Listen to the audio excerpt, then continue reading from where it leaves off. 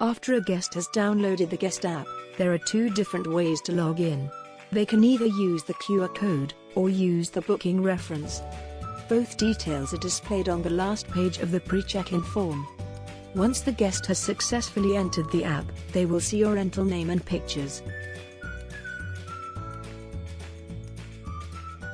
In the Home tab, they can access the contact information of this rental, and receive directions on how to get there.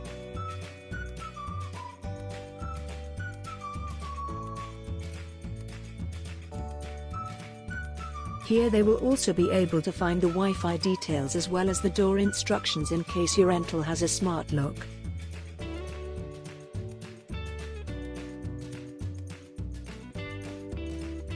In the Payments tab, the guest will see if there is any outstanding payment.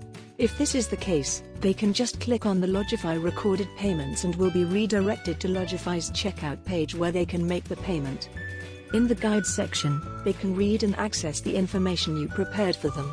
We recommend adding any important check-in instructions or house rules, as well as some tips about things to do, or recommended restaurants. You can even share videos here. They can easily switch the language of the guide in the top right corner. The available languages depend on the ones your guides are set up in. In the Settings tab, the guest has the option to share the Guest app with others, check the emergency contact details, and switch the language of the Guest app.